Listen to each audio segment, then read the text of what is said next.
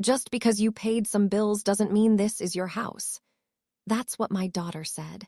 Not in anger, not in a shout, but in that infuriating, clipped tone meant to flatten someone without raising your voice. The kind of tone people use when they've already decided you're in the wrong. I was standing by the sink, drying a mug. Just a plain white one, no pattern, no memory attached. Most of my good ones were still boxed up in my old apartment, gathering dust. I hadn't seen them in months. She kept saying there was no space in the kitchen cabinets. A house with 5 shelves and no space. I smiled weakly, trying not to absorb the words. But you can't always control what seeps in when the walls are thin and your name isn't on the deed. My name, it wasn't on anything in this house. Not the mailbox, not the Wi-Fi, not even the small chore chart she kept magnetized to the fridge. Ironic, really, considering I did most of what was on it. When I moved in, it was supposed to be temporary. Hip surgery, recovery, a few weeks at most. I came in with a small suitcase, a basket of medications, and a thank you in my throat that never quite left. That was 9 months ago. Since then, I've folded their laundry, paid for groceries when I could, babysat Tyler on half days, and honestly tried not to overstep. But it turns out there are rules guests aren't told until they break them. Earlier that morning, I'd asked about clearing a bit of space in the garage, just a box or two that I couldn't quite keep under my bed anymore. Nothing big. One of them had my old quilting fabric, the other a few photo albums and Derek's cufflinks. Things I couldn't bear to leave behind but also never knew where to put. She turned to me, spatula in one hand, and said plainly, "Mom, you're already using the room and the bathroom. We can't just let you take over the whole house." Take over? I blinked, unsure how to respond. I'd paid 14 years of her mortgage. 14 years in silence. It started when she lost her job during the 2009 crash. She was behind on payments and sounded so broken on the phone, so afraid she'd lose the house. I offered to help quietly monthly. She promised it was temporary, then life rolled on. She got a new job. She had Tyler. They remodeled the kitchen. But still, each month I transferred the same amount, never questioned, never acknowledged. I thought I was helping. I thought it meant something. Apparently not. That night, after the spatula and the sentence, I asterisk lay in the twin bed with its stiff corners and hollow headboard. The pillows smelled faintly of detergent I didn't buy. There was a framed photo of the beach on the nightstand. Stock photo, no faces. This was a guest room, through and through. I stared at the ceiling and tried to decide which part hurt more, her words or that she believed them. I was just a guest now. Not a mother, not a partner in survival, not the quiet support system that kept the lights on when her bank account screamed its last balance. A guest. I shuffled to the small drawer beside the bed and pulled out my notebook. I hadn't written in weeks, but my hand reached for it like muscle memory. On a blank page, I scribbled 4 words that sat in my chest like stones. Paid, unseen, present, unwelcome. In the morning, the house buzzed with the usual weekday routine. Tyler's cereal crunching, Jason's keys jingling, the hurried footsteps of adulthood. I moved slower. Not because of my hip, but because I didn't want to be seen. It's strange how quickly a person can shrink when they suspect they've overstayed their invisible welcome. I poured tea quietly and stood by the window, watching condensation crawl down the glass. The morning light touched everything warmly, except me. That's when it clicked. It wasn't about the garage or the spatula or even the sentence. It was about space. Not the physical kind, the emotional kind, the sacred kind. The kind of space you give people you value. I had none left in this house. And suddenly I wondered, could I reclaim space? Not theirs, mine. The thought rattled me. I wasn't angry. I wasn't even heartbroken. I was tired of waiting to be respected. That evening, I sat in the guest room, stared at the framed beach photo again, and whispered softly to myself, maybe it's time I start acting like a guest. Guests don't overstay. They leave, and they don't apologize for it. I didn't mean to start paying it. I just didn't want her to lose the house. It was 2008. The markets were falling apart.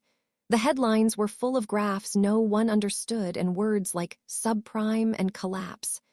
But inside my kitchen, the only thing that mattered was the sound of my daughter's voice on the phone, thin and breaking. "Mom, it's bad. I'm 2 months behind. If I miss one more payment." She didn't have to finish the sentence. I could feel the fear in her silence.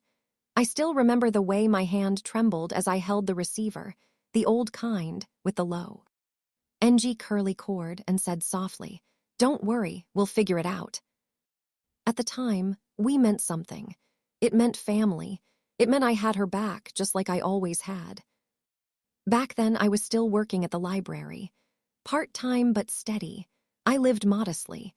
An apartment with thin walls, a second-hand car, groceries bought on Wednesdays for the senior discount. Derek had passed 4 years prior. The silence in that apartment sometimes felt like a second skin. So when she called, it felt like purpose. The first payment was just a one-time thing, or so I told myself. I transferred the money directly into her account that month to cover her mortgage. No questions, no conditions, just help. But then the next month came, and the next. She was still looking for work, her savings dwindling, and I had just enough, so I did it again, and again. By month 4, it started to show in my own account. I traded name brand for off-brand. I canceled my magazine subscription. I opted for the cheaper prescription plan. Small things no one noticed, but I noticed. She got a job eventually, better one. And I figured surely she'd pick up the mortgage now, but she didn't, and I didn't ask her to. I told myself that supporting her was my version of keeping Derek's legacy alive. He would have wanted me to help. He used to say, "We give as long as we can, Mare, and when we can't, we give again." I never thought to question whether there was a line or if there should have been one. Years passed. She got engaged, then married. They refinanced once. I remember signing a birthday card that same week. No mention of the refinance, no word about the payments. Just another month, another transfer from me to her. When Tyler was born, I brought over a slow cooker and a freezer full of stews. Jason thanked me politely but never asked why I never stayed the night. He probably didn't even know my name was keeping the lights on. And that was okay. Back then, I thought that love meant being invisible sometimes, being the support beam that no one paints or thanks. But now I'm not so sure, because love in its truest form shouldn't require vanishing. I used to pass by their house on my way home from the pharmacy and smile, warm with pride. That porch light, me. The new roof, also me. The Christmas lights strung up across the eaves. I didn't hang them, but I paid for the electricity that kept them glowing. Now I sit in the guest room. The mattress is stiff. The comforter is floral, not mine. The window faces the side alley. There's a dent in the corner of the wall where someone must have banged in a box years ago. No one's patched it. I wonder distantly if that's how they see me now, a dent. Something temporary. Something they intend to fix eventually but won't prioritize. Just this morning, she walked past me without a glance. Her heels clicked against the tile. Her hair was pinned perfectly. There was something about the way her eyes slid past mine that made my chest tighten. And I realized with a kind of quiet sorrow, no one remembers what you did when you never let it be known. I made that choice to be silent, to give without record, to be invisible. I thought it was strength. Maybe it was pride. But I see now it was also fear. Fear of being rejected if I asked for my place. Fear of being burdensome if I reminded them of my worth. Fear of losing the only we I thought I still had. I trace the rim of my teacup now, sitting in the same kitchen I paid to preserve. She doesn't say thank you. She doesn't say much at all. But it's her silence that suddenly rings loudest. Because now I hear it for what it is, not forgetfulness. Erasure. And I'm starting to wonder how many more months of my life I'm willing to keep disappearing. It started with the shoebox. I had placed it neatly under the bed, not in anyone's way, not spilling out, just tucked where only I would know. Inside were a few keepsakes: a faded scarf that still smelled faintly like Derek's cologne, a bundle of letters tied with ribbon, and a dried corsage from my sister's wedding in 1972. Things no one else would care about, but that still held weight in my quiet hours. One afternoon, I noticed it wasn't there. I dropped to my knees, slowly, carefully, reached under the frame, and felt only air. I checked the closet, the linen cabinet. Finally, I found the box stacked atop a pile of wrapping paper rolls in the hall closet. When I asked about it casually over dinner, my daughter shrugged and said, "I was clearing space for Tyler's toys. Thought it looked like junk." She didn't mean harm. At least, I don't think she did. And that was the unsettling part. My room, or the guest room, as she insisted on calling it, began to shift in subtle ways. The lamp was replaced without a word. Mine was too dim, apparently. My calendar, the one I kept on the dresser, disappeared entirely.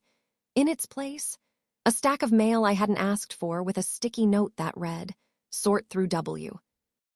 Hen, you get a chance." I handled these things silently, folded my complaints into corners like the sheets I'd washed and hung to dry. I told myself this was what living with family required: compromise, patience. But compromise, I realized, was only real when both sides surrendered something. I had surrendered much. I wasn't sure what she was giving up, other than her tolerance. One day, I asked if I could have a key to the house. She blinked. "Why, you're always here," I smiled. "In case I go for a walk or to the market." Another shrug, deliberately casual. "Just knock, someone's always around." I didn't ask again. It was a small thing, just a key. But it confirmed what I was beginning to suspect. I didn't belong to this house. I was being accommodated. A few weeks later, I opened the dresser drawer to find my undergarments folded differently. Not by me. I don't know why that moment asterisk affected me more than all the others. Maybe because it was so personal, so small. Someone, likely her, had moved through my things, reorganized me, without asking. I sat on the bed for a long time after that, hands in my lap, feet not touching the floor. I felt 14 again, like a child in someone else's room. The next day, I overheard Jason in the hallway, saying to her, "We just need more storage. Maybe Mom can clear out some of her stuff." Mom, not Marilyn, not my mother-in-law. Just Mom. Like I was a fixture now. Something wedged into the edges of their domestic life, subject to rearrangement. That night I couldn't sleep. The walls felt closer than usual. The air thinner. I turned on the bedside lamp, stared at the ceiling, and thought, I need to know. I reached for my tote bag in the closet, the one with all my old financial paperwork still inside: bank statements, tax returns, copies of wire transfers. I sat at the small desk in the corner and quietly logged into my online banking. Every month the transfer was still there. $900, auto-deducted to her account, labeled support. No formal agreement, no receipt acknowledgement, no clause, just generosity. I clicked through to a file folder labeled Mortgage 2009 Refinance. It had been scanned years ago when I helped her fill out a few online forms. For once, I was thankful for my habit of saving everything. I opened the PDF, zoomed in. Owner, Lindsay Foster and Jason Foster. Lenders, First Equity Bank. Secondary guarantor, N.A. No mention of Marilyn Foster, not as a cosigner, not as a contributor, not as anything. I stared at the screen, not surprised, but hollowed. I had spent 14 years investing in a house where I didn't even exist on paper. A building where I folded someone else's towels and was expected to whisper after 10 p.m. a house where the mailbox didn't bear my name. Where I was told, "Don't forget to wipe the counter after tea." Where my shoebox could be moved and called junk without a flicker of thought. I closed the laptop slowly, pulled the scarf from the drawer and pressed it to my chest. The house was never mine, but I had tricked myself into believing that love made it so. That loyalty could borrow permanence. That sacrifice could build ownership. But sacrifice without acknowledgement? That's just disappearing in slow motion. I stood, walked to the bedroom door, opened it gently, and looked down the hallway. A glow from the TV flickered under the living room door. Laughter from a sitcom. Something canned, predictable. I stepped back, closed the door, locked it, what little lock it had. Then I turned to the closet and began to pull down the first box. Not to purge, to prepare. You don't expect the betrayal to be written so plainly. Not in size 12 times New Roman. Not in black and white. Not with clean margins and digital timestamps. But there it was. On the PDF I'd opened again the next morning after a night of almost sleep, the kind where your body lies still, but your thoughts pace like dogs behind the fence. Mortgage document, refinance agreement, 2009. Owner S, Lindsay Foster and Jason Foster **. Secondary guarantor S, N.A. My name didn't live anywhere in that document. Not in the footnotes. Not in the fine print. Not even in the acknowledgments. Nothing suggested I had ever touched that house. Not with my hands, not with my heart, not with 14 years of quiet deduction. And suddenly I couldn't breathe. Because there is a violence, not the kind you hear or feel in bruises, but the kind that comes from realizing you were never part of the story you thought you helped write. I had paid, month after month, year after year, not to gain control, not even to secure a place, just to keep the roof from caving in on my child. And in all that time I never asked, where do I stand? Because I thought love was enough. But love, it turns out, doesn't sign legal documents. Love doesn't count in title transfers. Love doesn't hold up in court. I sat back in the chair, the cursor blinking in the corner of the SCR. E'en like a quiet insult, proof of omission. I'd raised her to be independent, to be sturdy. But somewhere along the way, that independence turned into something else, something that saw my help as expected, my presence as assumed, and my contributions as disposable. I closed the laptop, hand trembling slightly, and walked to the closet. Pulled out my file folder, the one with old receipts, pension statements, bank records. I flipped through until I found the stack of wire transfer confirmations. All the payments, monthly, labeled support or family assistance. Transactions sent from my account to hers. 14 years, no contract, no memo, no legal anchor, just love. And now I see that wasn't enough. With the folder tucked under my arm, I took the bus downtown. No one knew I'd gone. I didn't leave a note. No explanations needed, at least, not anymore. At the bank, I waited in the long beige silence of a Friday queue. Children fidgeted next to their parents. A man 3 spots behind me argued softly on his Bluetooth. I stood still, my fingers resting on the envelope like it might burn through if I forgot why I was here. The teller called my name, Mrs. Carver, but it sounded further away than it should have. Inside the glass partition, I sat across from a young man named Jordan. Pale blue tie, polite smile. He tilted his head when he heard my request. I'd like to open a new account, separate from my existing one, and I'd like to transfer my remaining personal savings into it. He nodded, typing. Of course. May I ask the reason for opening a new account today? I hesitated, then smiled, the kind I'd learned to wear at church potlucks. Because I'm done giving away parts of me I can't afford to lose. Jordan blinked, then nodded like he understood, but I knew he didn't. How could he? He printed out the signature forms. I signed my name slowly. Not because of my hands, they were steady, but to feel with every letter that I was reclaiming something, that I still owned something. My dignity, maybe, or at least the beginning of it. He handed me a folder with my new account details and a fresh checkbook. No fanfare, no applause, just quiet, clean confirmation that I could still make choices on my own. As I walked out of the bank into the bright afternoon, I thought of Lindsay's face, her voice clipped the night before. Why would you need a key, Mom? You're always here, always helping, always small. But that day, I wasn't in her house. I wasn't on her schedule, and I wasn't invisible. I walked down the sidewalk slower than usual, not because of my hip, but to notice things. The way the sunlight pooled in the cracks of the pavement. The way wind danced around corners when no one paid it any asterisk mind. The way even strangers sometimes looked up and nodded, as if to say, "We see you." I clutched the folder tight to my chest. Inside it, a new account, a new lock, a quiet boundary. And for the first time in a long time, I wasn't afraid of what came next. Because for 14 years, everything I gave had been undocumented. Now I was writing my name into the ledger again, this time in ink.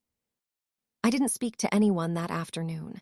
Not the woman on the bus who offered her seat, not the barista who smiled as I walked past the cafe window, not even the neighbor's boy who waved from his bike as I neared the house. I nodded once, polite, but my lips stayed sealed. Not because I was angry. Not anymore, because I was thinking. And when a woman my age starts thinking quietly, intentionally, you'd best believe something is about to change. When I reached my room, the guest room, I didn't take my coat off immediately. I sat for a while on the edge of the bed, the new bank folder still clutched in my lap like a confession. Inside it was a balance. Not large, not what it once was, but enough. Enough to leave, enough to matter. More than I thought I'd have when I started giving year after year without question, without receipt. I took out my old checkbook, the one I hadn't held since Derek passed, the cover cracked at the corners. I flipped through the pages slowly. There were entries there I remembered. The check we wrote for Lindsay's college textbooks. The grocery money we sent when Tyler was born. The donation to the church roof fund, even though we'd stopped going. But the most important check was the one I wrote now. To myself. Made out for the full remaining balance in my shared account with Lindsay. Signed in steady script, Marilyn Foster. I walked back to the bank the next morning. Same branch, different teller. Older woman this time. No questions, just a quiet professionalism I appreciated more than I could say. She processed the withdrawal, transferred the money into my newly opened solo account, then asked if I'd like to close the original joint account altogether. I paused, then said, "No, let it sit, let her see the zero." She didn't flinch, just nodded and handed me the receipt. There are some silent. CES, that scream, and this one would, loud and clear. Back at home, I passed through the front door like any normal day. Nobody asked where I'd been. Nobody looked up. Jason was fixing the sink in the kitchen or pretending to. Lindsay was typing furiously on her laptop, earbuds in, tethered to a world that didn't include me.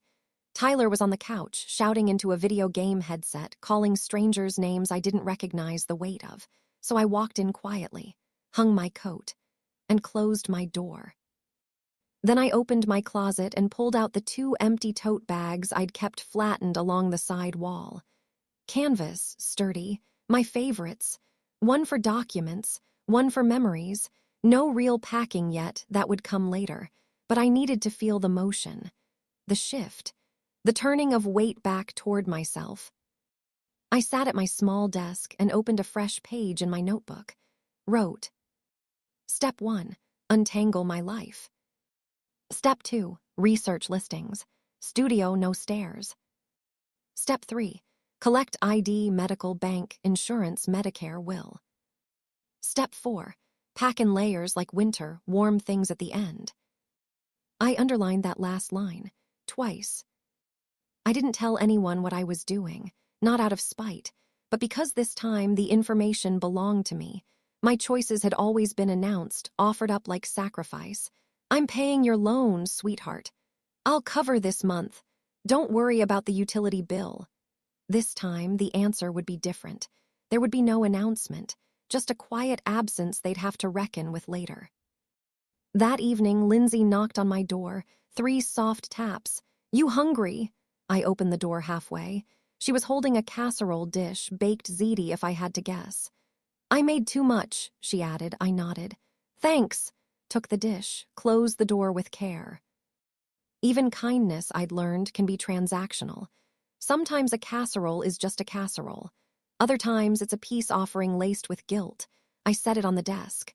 Didn't touch it. Instead, I picked up the bank folder again. Opened it. Inside, the papers were still warm from the printer. New account. New beginning. No cosigner, no invisible strings, just my name, just mine. I whispered it aloud, heard it echo softly in the stillness. Marilyn Foster, not mom, not grandma, not guest. That night I didn't cry. I didn't lie awake thinking of all I'd given. I placed the first folded towel into the tote bag. The first piece of my life, packed on my own terms. And for the first time in years, my silence wasn't a surrender. It was a plan. I started with the small things. A photo frame, a pair of slippers, the porcelain dish that held my rings even though I hadn't worn any since Derek passed. One item a night, no rush, no labels, just quiet purpose. The tote bags I'd pulled from the closet now rested open in the corner of the room like open mouths, ready to receive. At first, I'd worried someone might notice. The shift in the room's shape, the slow disappearance of what little I had. But no one did. That was the gift of being invisible. Each morning, I returned the room to its usual order. Bed made. Pillows refluffed ***. Curtains tied back just the way Lindsay liked them during the day. Appearances remained, even as I began to leave. I wrapped a few sweaters in tissue paper, the kind I'd saved from boutique bags over the years. They weren't expensive clothes, just familiar. Worn soft at the elbows, sleeves that knew the shape of my arms. I placed my journals at the bottom of one bag. There were 6. Some full, others barely touched. I smiled at the thought, so many pages where I'd written my life in the margins while living on the sidelines. The only sound in the room was the faint click of hangers being lifted off the rod. I tried not to linger too long with any one item. I wasn't saying goodbye. Not yet. I was simply reclaiming what was mine. On the 3rd day of this quiet exodus, Lindsay walked past my room while the door was ajar. I was kneeling, folding a lightweight cardigan about to lay it into the bag. She paused. "You organizing?" she asked, casual, but her eyes drifted toward the tote. I smiled. "Just tidying, you know me, always too much clutter." She gave a short laugh. "Well, if you're getting rid of anything, let me know. The hall closet's still cramped." I nodded. "I'll keep that in mind." She didn't press, didn't see it. The thing about people who assume you'll never leave is that they stop guarding the exits. That evening, I cleared out the medicine cabinet in the bathroom. My name wasn't on anything. Not the pill bottles, not the shelf. I'd just taken what space was left. I tucked my prescriptions into a toiletry pouch I hadn't used since the hospital. Then I pulled the folder from under the bed, the one with my medical records, IDs, and Derek's death certificate. I'd carried that document longer than I'd cared to admit. Not out of grief, out of proof. That once I had been someone's wife. That once I mattered enough to be listed as next of kin. I laid it flat on top of the journals and zipped the bag closed. Nights were still quiet. No one asked what I was reading. No one asked what I was thinking. They'd grown used to my silence, which suited me just fine. On Thursday, while Lindsay worked late and Jason had taken Tyler to baseball practice, I stood in the middle of the room and slowly rotated in place, taking inventory. Not of things, but of absence. This wasn't my room. It never had been. I'd filled it with breath, with tasks, with service, but not with self. The dresser still had 2 drawers full. Socks, camisoles, scarves I hadn't looked at in months. I unfolded each one like a memory. Some smelled faintly of lavender, others of nothing at all. I packed the ones that still meant something, left the rest. When I stepped back, the bags were almost full. It was strange how compact a life could become. 3 canvas bags, a coat, a folder. I imagined the apartment I hadn't visited yet, the one I'd circled in the newspaper listing. Small, 1 window, quiet street, utilities included, no stairs, no eyes watching my every move, no half-smiles of tolerance passed at dinner, just me. And then Friday morning arrived, as soft as any other. The light crept through the blinds and touched the carpet near my feet where the bags stood zipped and waiting. I thought of unplugging the alarm clock. What a strange final act that would be, disconnecting something powered by wires, when I'd gone so long without any current running toward me at all. I was brushing my hair when Lindsay pushed open the door. She didn't knock. She froze when she saw the bags. Not chaos, not mess, just order, too much of it. Her eyes shifted bag to closet to my face. Then she exhaled. "Mom," her voice cracked slightly. "Are you going somewhere?" I set the brush down, met her gaze in the mirror. "I might be." A pause, then another. "Where?" I turned to face her fully, saw the confusion wrapped around her shoulders like a sweater too tight. "Somewhere that doesn't call me a guest in a place I paid to keep standing." Her mouth opened, but nothing came. There was no defense prepared, no counterargument, just the start of the reckoning. She lingered in the doorway longer than she ever had in weeks. Still no slippers on her feet. Still holding her phone in one hand, like she couldn't decide whether to put it down or keep clutching it like a shield. The bags beside me sat quietly, zipped closed, betraying nothing but intention. "Mom," she said again, more softly this time, "you're really leaving?" I didn't sigh, I didn't cry, I just answered. "Yes." Her brows tightened, a flash of something behind her eyes. "Because of that comment, the guest thing." "That comment was honest," I said. "And so is this. I've been making space for you your whole life, Lindsay. I just finally realized I deserve some too." She stepped inside the room now, arms crossed tight. "This is ridiculous. We gave you this room. We took care of you after surgery. Doesn't that mean anything?" "It means something," I replied gently. "It means you were there when I needed healing, and I am grateful, but healing isn't the same as belonging." She looked away. "God, you're really doing this." I nodded. "I am." A pause, then, almost like it pained her to say, "So, where will you go?" "I've been looking," I said without hesitation. "Studios, senior-friendly complexes. There's one on Linwood Avenue I'm seeing Monday. It's not big, but it's mine." "Mom," her voice cracked again, "you don't need to do this. We just were all adjusting. Maybe things have been tense, but—" "No," I cut in gently. "Don't minimize it, sweetheart. Don't call it tension when it's erasure." She blinked. "That's not fair." "Isn't it?" I tilted my head. "You didn't mean to make me feel like a burden." "But you haven't tried very hard to make me feel like a person either." Something stung in her eyes then, a pulse of understanding that surfaced too late. I continued. "It's not anger, I'm not storming out, I'm not punishing anyone, it's just space. The kind where no one moves your things without asking, where your silence is respected, not overlooked. Where your yes means something and so does your no." "I didn't know you felt this way," she whispered. "I know," I said, "because I stopped telling you, and that's my fault. But now I've remembered how to speak again, and this is me speaking." She looked toward the bags. "So that's it?" "No." I smiled, not cruelly, just softly, with the knowing of a woman who had unlearned permission. "This is the beginning." She didn't reply, just stepped back, and for the first time closed the door quietly behind her, not because she was being kind, but because she didn't know what else to say. Monday morning arrived like rain on a dry roof, unexpected, cleansing. I took the early bus across town. Wore my navy cardigan and the pearls Derek once gave me for our 25th anniversary, not because I needed to impress SS, but because I needed to remember I still knew who I was. Linwood Avenue was quiet, tree-lined. A dog barked lazily 3 houses down.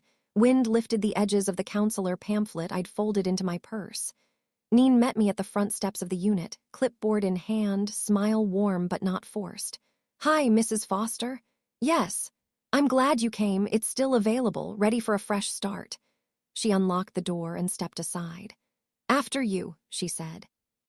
I stepped inside. A small room, yellow walls, worn hardwood, a single window facing east. It smelled like lemon and paint. And the air didn't feel tight. No one else's voice echoed down the hallway. No one's footsteps crossed above my head. No casserole dishes clattered in a kitchen I didn't arrange. Just stillness. I walked the perimeter slowly, counted outlets, tapped once on the closet door.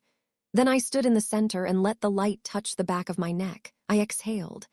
And with it came something I hadn't felt in years. Not pride, not vindication, something simpler, belonging, not forced, not borrowed, not conditional, just belonging.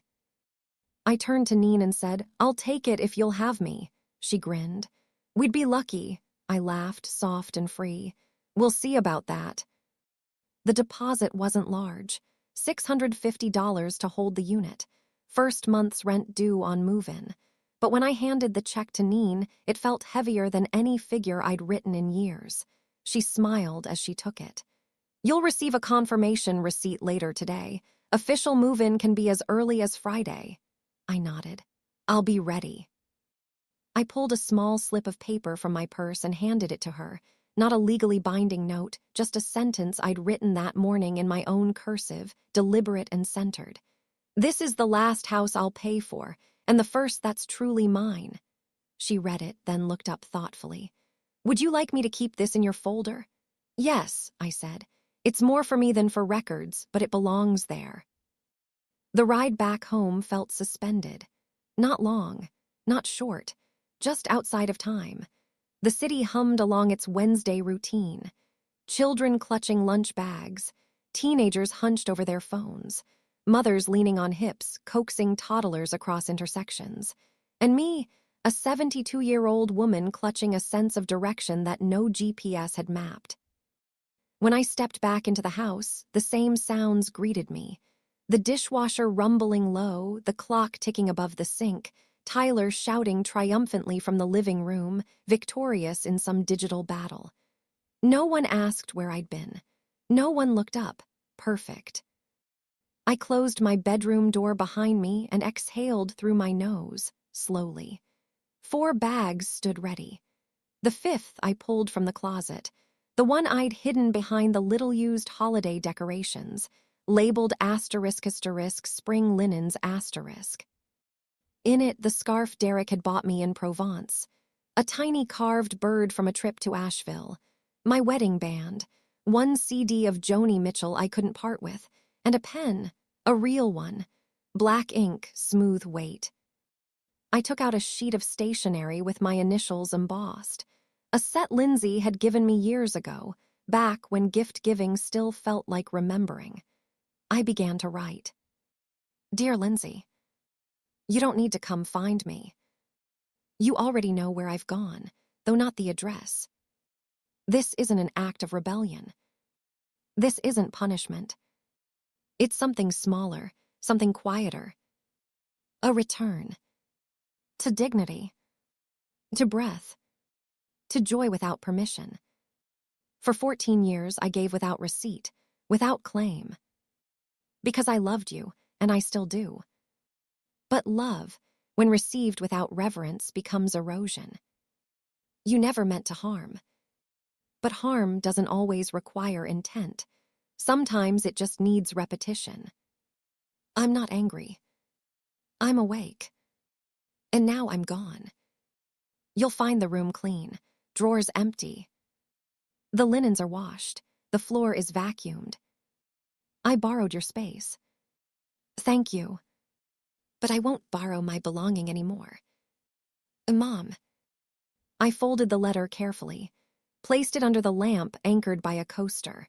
Then I zipped each bag, tested the weight with both arms, 2 in each hand doable. I'd call the cab once I was 2 blocks away. No confrontation, no spectacle. One last scan, nothing left on the dresser, no wrappers in the waste bin, no lingering scent that couldn't be aired out. I paused briefly in the doorway, took in the room not nostalgically, just to anchor the moment, to mark that I had passed through. Then I turned off the light for the final time, this time by choice. I walked 6 blocks before I called the car, watched petals fall from a stubborn cherry tree as I waited by the curb. The driver didn't ask questions, just helped me load the bags. The trunk clunked shut like punctuation. When we pulled away, I didn't look back. The house would still be there. So would the silence. But now, so would I. I woke to quiet. Not the kind of quiet that presses after a slammed door or fills the space between sharp words. This was the kind of quiet that breathes. That hums softly between the floorboards, curling up beside you like something loyal. It wasn't a bed I had slept in before, but it didn't feel foreign. The mattress was thin, but firm. The sheets still smelled faintly of lemon from the property manager's last cleaning round. I'd brought my own pillowcase, soft cotton, pale blue. It smelled like home, or the version of home I was finally starting to define for myself. I stayed in bed longer than usual, watching light spill through the sheer curtains. It wasn't much, just a hazy bloom across the wall. But it was light that belonged to this space. It didn't leak in from someone else's hallway. It didn't flicker from a television in another room. It was mine. I pulled on my robe and walked barefoot to the kitchen. A narrow galley tucked between two walls, laminate counters, a small stove with a kettle already waiting. I'd placed it there the night before, deliberate and right. I filled the kettle, set it on the burner, struck the match. The hiss of gas and then the flare. Real fire, not the sterile hum of an electric coil. Something about it felt sacred. The water took its time. I didn't mind. I found my favorite mug in the box I hadn't unpacked yet. Pale gray, slightly chipped on the rim. A thrift store find from years ago that somehow never left my side. I dropped a tea bag into the cup, English breakfast. No one here to question the caffeine. No one to say, "Don't you want something herbal instead?" I waited for the whistle. And when it came, I smiled. I poured the water, let it steep, and carried the mug to the small table by the window. The chair creaked beneath me, honest old wood. I liked it. I took the first sip slowly, then reached for my notebook and opened to a fresh page. There was no urgency. No one about to interrupt me with a request. No laundry buzzer. No casserole timer. Just me and the quiet. At the top of the page, I wrote, "I was more than help." 4 simple words, but they landed like truth. I had cooked, cleaned, babysat, paid. But I had also loved, remembered, taught. I had sat through the quiet parts and stayed through the loud ones. And yet, too often, I had allowed my worth to be defined not by presence, but by utility. Not anymore. I was more than help. I leaned back in my chair, sipped again, and watched a robin land on the railing outside. It fluttered once, eyed the small space, then flitted away. Even birds, I thought, know when to perch and when to go. The phone buzzed. I glanced toward it, already guessing the name before the screen lit up. Lindsay, no message, just the call. I let it ring, not out of malice, but because I was still choosing when and how to be available. It rang 5 times, then stopped. Seconds later, a notification, 1 new voicemail. I didn't listen immediately.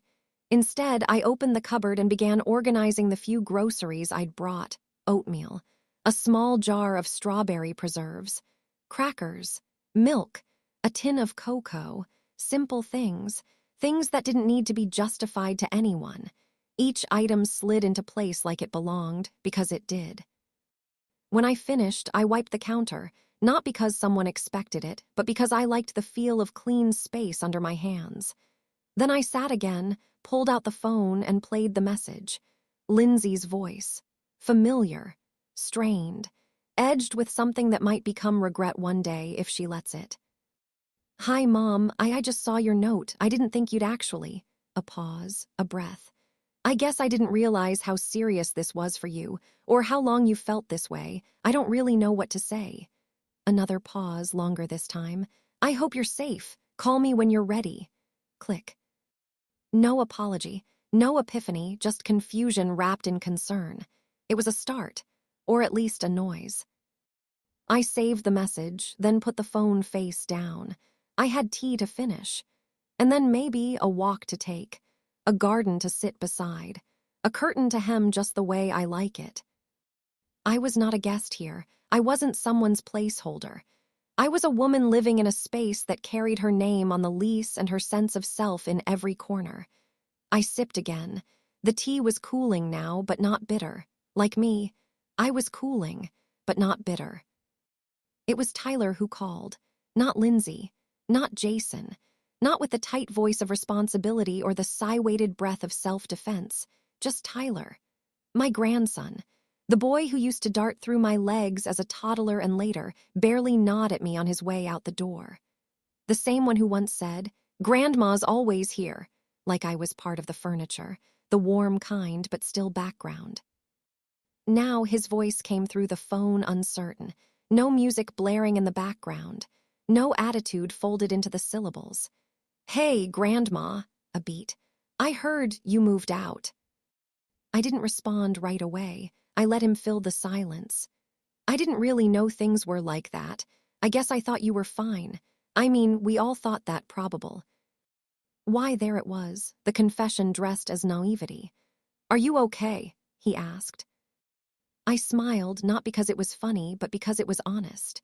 This boy, now a young man, was asking a question that weighed more than he knew. I brought the phone closer, spoke softly. "Yes, Tyler, I'm more than okay. Where are you?" "In a small apartment across town," I said. "It has one window, one chair, and a kettle that sings. That's all I need right now." There was a long pause, not awkward, just full. Then, "I miss you." "And I love you," I replied. "But missing me isn't enough." He was quiet again. "What do you mean?" "I mean," I said, "that it's easy to miss someone you're used to needing. But I want to be known, Tyler, not just useful, not just close by. I want to be loved in my presence, not chased in my absence." He didn't answer right away. Then, in a voice smaller than I'd ever heard from him, "Can I visit?" I took a breath, not to hesitate, but to measure. "I would like that," I said, "but only if you're coming to see me, not to fix me, not to negotiate, not to drag me back into a house where my name was never spoken with reverence. Just me." Another pause, then, "Okay, I'll bring something, tea maybe." I wanted to laugh. Instead, I said, "Bring yourself and be ready to listen. The kettle's old, but she still speaks clearly when the water's ready." We ended the call without promises, just possibility. I set the phone down and glanced around the room, a rectangle of warmth and light. The bags were unpacked, the drawers half full, but the shelves were open. That afternoon, I walked to the corner store and bought a package of shortbread cookies I hadn't tasted in years. The kind Derek used to sneak into his briefcase and later pretend he hadn't eaten. I arranged them on a plate. No napkin, no fuss, just readiness. Then I sat by the window as the sun lowered itself onto the rooftops. I watched the light shift across the table like a curtain being drawn slowly, respectfully. I sipped my tea *** Earl Grey * today, and with the steam still curling along my cheek, I wrote one more sentence in my journal before closing it for the night. I was never asking to be needed. I just wanted to be seen. This was not the end. Not of love, not of family, only of erasure. And from here, everything would be written in full ink, with a signature that finally, unequivocally, belonged to me.